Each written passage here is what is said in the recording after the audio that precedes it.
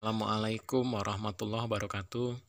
Welcome to my channel, Hermawan Haryati, channel yang berbagi seputar dunia pendidikan dan pariwisata. Mudah-mudahan apa yang saya share bermanfaat bagi kita semua. Buat kawan-kawan yang baru bergabung, mohon keikhlasannya untuk tekan like, comment, and subscribe. Terima kasih. Apa kabar Bapak Ibu semuanya? Mudah-mudahan selalu sehat. Pada kesempatan kali ini saya akan berbagi latihan mengerjakan soal UP Pendidikan Profesi Guru. Adapun soal-soal ini hampir sama dengan soal-soal yang saya kerjakan pada tahun 2022 lalu. Mudah-mudahan rekan-rekan guru yang sedang mengikuti PPG diberikan kelancaran dan mendapatkan hasil yang maksimal.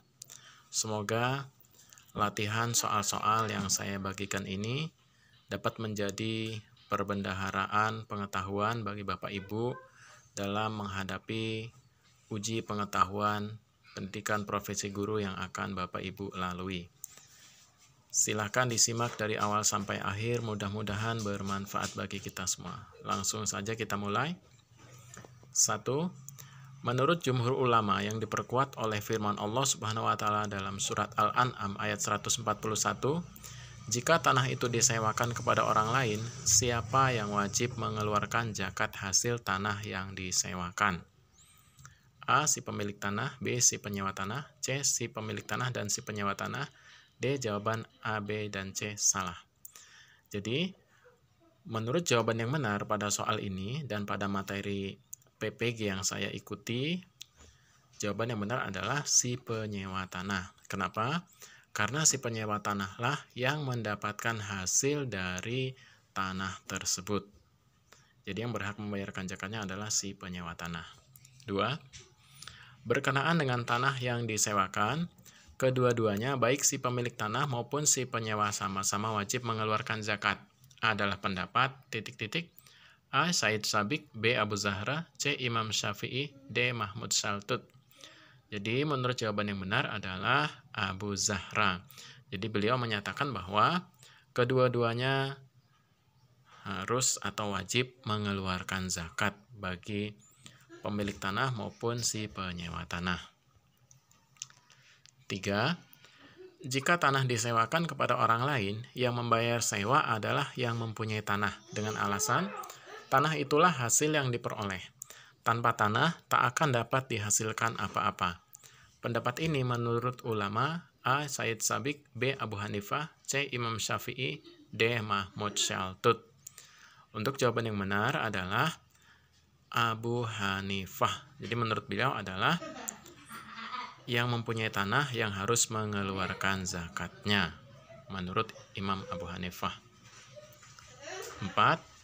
Berikut ini adalah tokoh ulama berpendapat bahwa penyewa tanahlah yang wajib membayar zakat, kecuali, karena kecuali berarti yang bukan. A. Mahmud Saltut, B. Imam Malik, Imam Syafi'i, C. Imam As-Sawri dan Imam Ibnu Mubarak, D. Imam Abu Hanifah. Jadi jawaban yang benar adalah D. Imam Abu Hanifah, karena beliau berpendapat bahwa pemilik tanahlah yang harus mengeluarkan zakat. Sementara di soal ini, penyewa tanah yang wajib membayar zakat. Jadi, menurut A, B, dan C, ini penyewa tanah yang wajib bayar zakat. Sedangkan menurut D adalah Imam Abu Hanifah. Lanjut, kisi-kisi nomor 2. Disajikan narasi tentang penghasilan seseorang yang bekerja di sebuah perusahaan BUMN dalam setiap bulan. Mahasiswa dapat menentukan besaran penghitungan zakat profesi yang dikenakan dalam setiap bulan ketika yang bersangkutan mendapatkan gaji bulanannya. Jadi nanti ada 1 atau 2 soal di UP yang membahas seputar zakat profesi. Nah, adapun contoh soalnya sebagai berikut. Pak Ahmad adalah karyawan BUMN, setiap bulan mendapat gaji 8 juta rupiah. Dari gaji tersebut, Pak Ahmad mengeluarkan keperluan pokok rumah tangga 1 juta rupiah, membayar sekolah 2 orang anak 1 juta rupiah, membayar cicilan rumah 550.000 rupiah, dan membayar listrik 100.000 rupiah. Jika harta ini dapat dianalogikan pada zakat pertanian sebesar nisab 653 kg gabah kering atau setara dengan 522 kg beras, Dengan waktu pengeluaran zakat atau haulnya setiap kali menerima penghasilan atau gaji, sementara harga beras per kilogramnya 8.500, berapakah Pak Ahmad harus membayar zakatnya? Jadi pertanyaannya di sini, penghasilan Pak Ahmad 8 juta rupiah per bulan, berapakah zakat yang harus dikeluarkan oleh Pak Ahmad? Cara menjawabnya adalah 1. Menentukan nisab dulu. Caranya 8.500 kali 522 sama dengan 4.437.000. Karena penghasilnya di atas 4.437.000, maka ini sudah masuk nisab. 2. Artinya dia wajib membayar zakat profesi karena penghasilan dia adalah 8 juta. Kemudian dikurangi kebutuhan 2.650.000.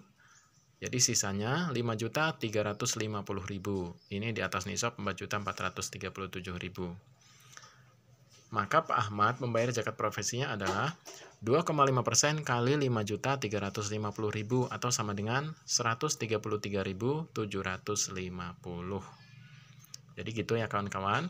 Cara mengerjakannya, total penghasilannya berapa, kemudian dikurang seluruh kebutuhannya. Nah, sisanya berapa? Nah, dari sisanya itulah dikalikan 2,5%. 6. Abdul Baki adalah seorang karyawan swasta yang berdomisili di Bogor. Ia mempunyai seorang istri dan 2 orang anak yang masih kecil. Penghasilan bersih per bulannya adalah 5 juta rupiah.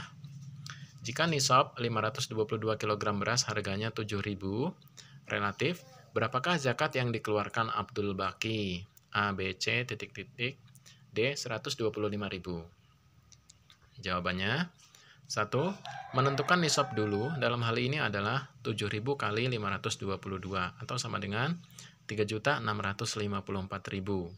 2. Penghasilan bersih per bulannya adalah 5 juta. Hal ini di atas nisab 4.437.000, artinya sudah masuk nisab. Maka zakat profesinya adalah 2,5% kali 5 juta atau sama dengan 125.000 rupiah per bulan.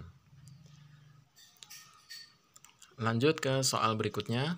Kisi-kisi nomor 3. Diberikan deskripsi contoh pemberian zakat kepada mustahik. Mahasiswa dapat menentukan ketentuan, bentuk, dan macam zakat produktif dalam Islam. Contoh soal 7.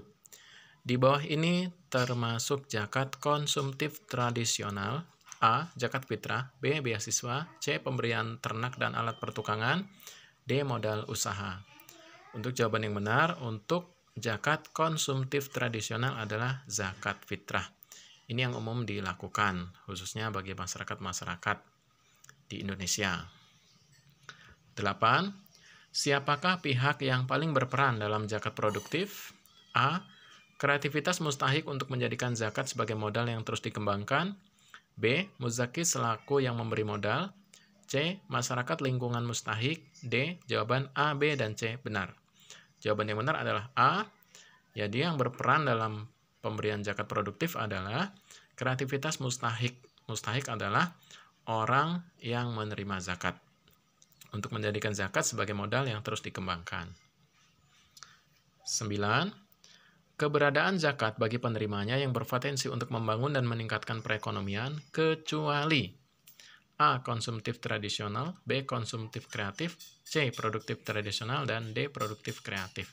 Jawabannya yang benar adalah A, karena di sini kecuali. Jadi, zakat yang berpotensi untuk membangun dan meningkatkan perekonomian kecuali konsumtif kreatif. Sedangkan pilihan jawaban yang lain ini berpotensi untuk membangun dan meningkatkan perekonomian. 10. Di bawah ini termasuk zakat konsumtif kreatif. A. Zakat fitrah. B. Beasiswa. C. Pemberian ternak dan alat pertukangan. D. Modal usaha. Jawaban yang benar adalah B, yaitu beasiswa. Sedangkan untuk pilihan jawaban A, ini konsumtif tradisional. B. Konsumtif kreatif. Demikian pembahasan 10 soal latihan mengerjakan UP Pendidikan Profesi Guru. Mudah-mudahan bermanfaat bagi kita semua. Kita lanjut pada soal nomor 11 sampai nomor 20 pada video berikutnya. Terima kasih. Saya akhiri. Wassalamualaikum warahmatullahi wabarakatuh.